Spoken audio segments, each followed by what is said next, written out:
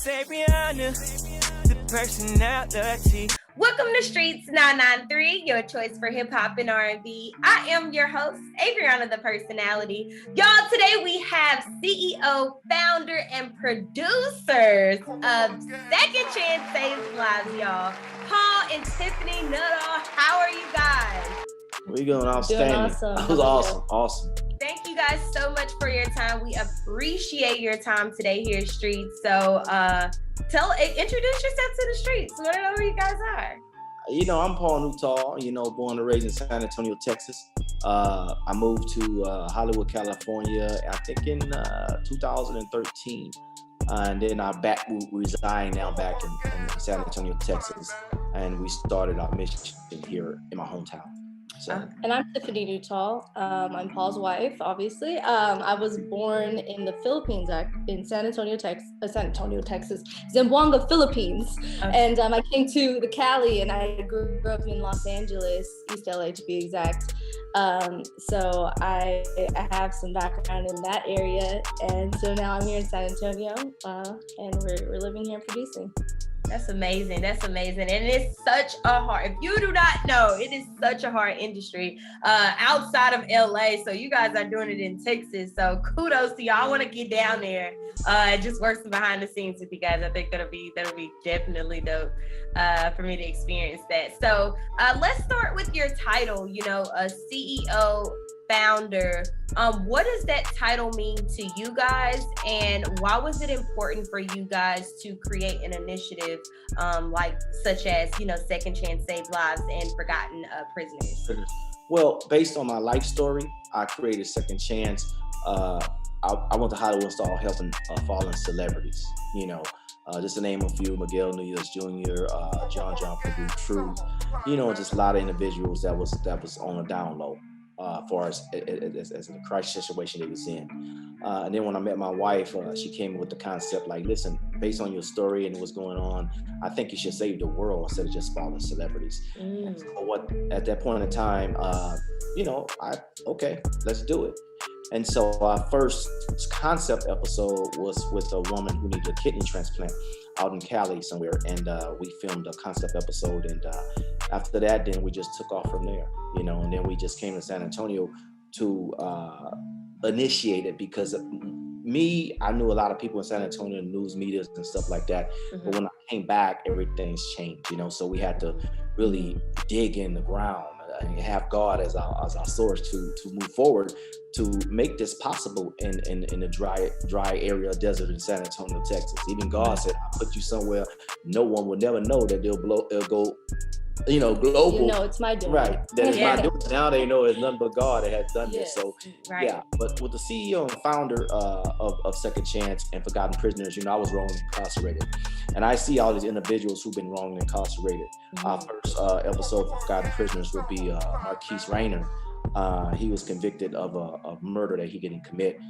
Even lawyers saw this, that's on board, that's helping us, saying that this guy's innocent.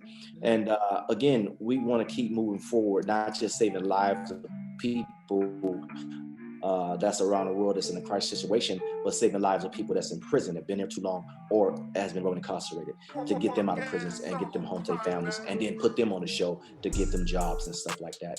And that's what the founders of the CEO, that's what it means to me. It means giving back life to people that I endured for, as what happened to me, what happened to my wife as well. Was like a dual couple had to come understand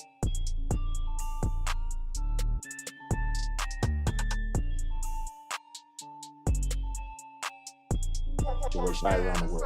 And that's what that concept came up with, the Second Chance Saves Lives and Forgotten Prisoners. And for me, with Second Chance, when Paul told me he was helping fallen celebrities, and the idea came to help other people, was dear to my heart because of my passion in helping others with a lot of the things that I've been through, where a lot of people, I didn't get mentored. I didn't really get the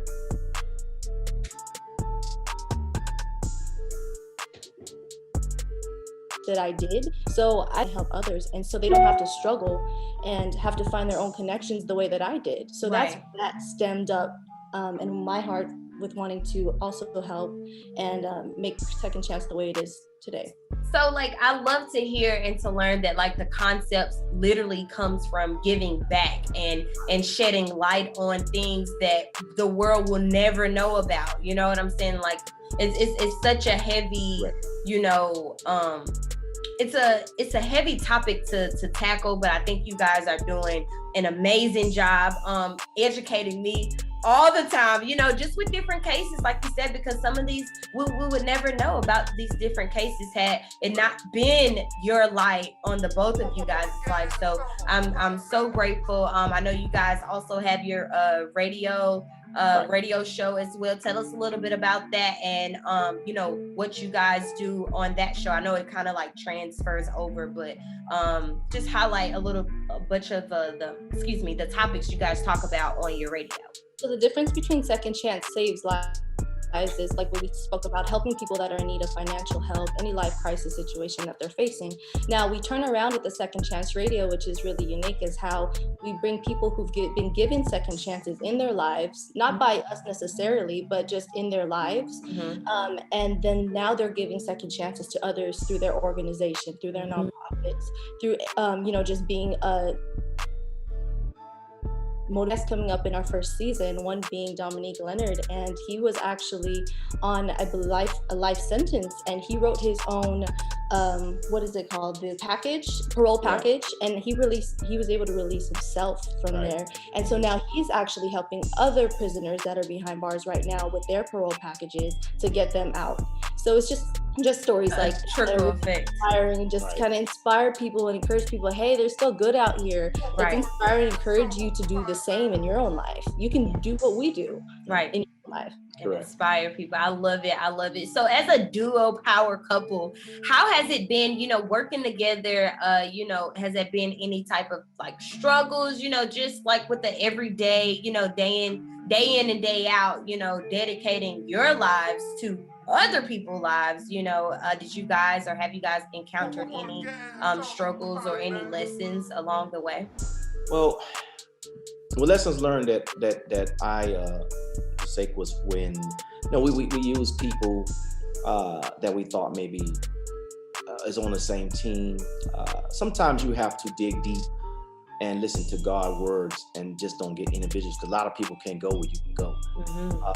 It's been struggles at times with my wife, you know, because when I came out, I didn't want to film it. I didn't want to produce it. I did all these things. Yeah. But she came along, she started doing things, and I'm like, well, hold on, let me do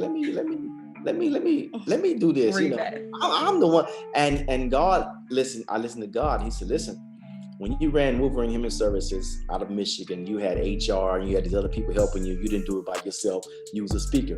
She's your HR. She's your producer. She's your sidekick. So what you need her to do, you can't do it like she can do it. That's why I put you guys together. So I just stepped back and I'm like, I go ahead and do it. I'll just be the speaker of it, and we'll make it happen that way.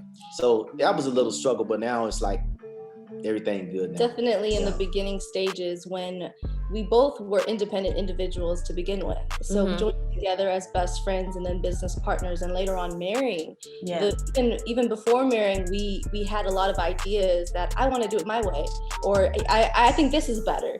And so kind of just finding the middle ground and kind of getting our ideas to become one so that we can execute it to be success. That was a challenge, and building upon that. But as now 4 years into our marriage, we kind of finally learned about each other, what are our strengths and our weaknesses. And so I know he's better at speaking to the employees directly, doing the hiring process. I'm more behind the scenes doing the paperwork and making sure that all the segments are in order. So now we're working at that. Sometimes Paul will forget that he doesn't do scheduling. And so I'll be like, why did you schedule that on this day? We have something going on. And so that kind of, we're still learning, but we're learning and growing, but it's working out from when we started. I love it. I just wanted to say, you know, your light, Paul, and your life, and Tiffany, your light, both of y'all lights are just so bright. So it's kind of like finding that right that right angle, that right, reflection of each other, so we, the mass, the people, can get what we need from you guys. So again, amazing story, testimony. We love it here. I do want to ask you guys one last question, and it may be a little personal, but I want to know, because you guys are being that voice for the people. So who is the most important person in both of you guys' life, and why do you choose that person? I'm gonna say God. Okay. I'm gonna say God, because I say this: God comes first because He's the source, and my wife is and she's a resource. She's the most important person as well. But the reason why I say God is because if you read my bio and everything that happened in my life, in the way I was falsely accused, incarcerated, I got let go, and I was homeless twice, and I got picked up again for child support, detail 6 months, and all these other things that happened in my life, it wasn't nobody but God to take me to a level where I'm at today, to tell my story, to reach out to people, to save these prisoners, to save these people around the world. He picked me when I was born, and this is what He said: I have a mission for you and an assignment, and keep going. I mean, we had to go through a lot of heartaches and pain, a lot of doors shut, a lot of things, but God opened up better doors for us and gave us better people. So now it's going to be a documentary done on my life story. Okay. Some individual, a great individual, reached out, and he's big time, but I won't say his name. But and then people's coming to us, and God says, see, as you do as I ask you to do and forgive others who've done you wrong and still help them, then I will continue to do for you. And you must go help people, and don't think about yourself. Think about what I have done for you. So that's the most important thing in my life is God. I realized that after I rewind my mind, going back to when I was first born, and all the things, the tragedies I've been through, and all the deaths in my family, and all these things. Somebody could have been in a straitjacket or someone going crazy, but God don't put nothing you can't handle on you. He knew I could handle it. He knew my wife could handle it. So that's the most important thing in my life is God. And I've got to say the same answer. I've been through things in my life as well, and I look back, and it's easier for me to say that it is God, because I didn't really have too many loyal, good friends, or in essence, I really grew up kind of like a loner, jumping from school to school. So looking back now, I see how God has opened doors, and it was only Him. Even when we were married and we were producing our first season, we came to a lot of pitfalls where we went down low on funding, and we were like, what are we going to do? Where is it going to come from? COVID didn't help at all either. We're like, okay, and then boom, the next day, right when we're literally at $0, God comes through, and we're like, thank you, Jesus. That was just, we're praying every week as we see our money trickling down. And He came through, and that's more than 3 times He's done that. Right on time. I called 5 times. At least but 4. He wanted to let us know that, listen, I gave you the leverage, and then my wife, she's an amazing person, because I was gonna go here and say, no, let's get our own stage, our own building, and I tell you what, when we did that, it was changed a hit. The game. We returned to a talk show that changed the game, and then when I came with the Forgotten Prisoners, everybody say, okay, this is it. Yeah. This is the game. Now we can put it on networks and stuff like that, so people can see these individuals and let them out of prison. We got new governors, we got people on board that we put on a network, and people see that, and saves lives. And then the radio show, and so it's just about all second chance. And now we're trying to franchise it to everybody country. So China and say UK, they got money, they just don't know how to utilize it to help their own country. So now we can get them our platform, so they can kind of change the world on themselves and do the same platform we have to save their own countries. Everybody's depending on the United States to come help them when something happened. Okay, you got enough money, you can just utilize this, what we have, the Forgotten Prisoners as well, and Second Chance TV show. You utilize this platform, and you can help your own country, and that's what we want to do. That's our next step, is franchising our organization. Y'all, we love to hear your story. Y'all, that's Paul and Tiffany. We thank y'all so much for your time here at Streetz 993, guys. We always like to host a space for our guests to manifest and call things into their lives. So give us, in the next 3 months, give us 2 things you guys want to call in for yourselves, and it has to be miracle-sized things. 2 things that we want to call in that we want for our business, just in general. It can be for you, it can be for your business, just 2 important things that's important to you that you want to call into your life. Well, I don't know if you're expecting this answer, but I'm calling in a big family. I want a lot of kids, and I want to raise them up the right way and be their support, kind of support I didn't get. I want them to, you know, continue the legacy with Second Chance and make sure that they're also great leaders for the next generation, and being a role model in their own lives. Right. I told her she got enough grandkids already. I got 12. What? I got 8 kids, so here you go. But you know, she wants to, and I call where I want everyone to get closer to God, because a lot of people give up, and they take people that don't have no means in their life, and God won't bless them.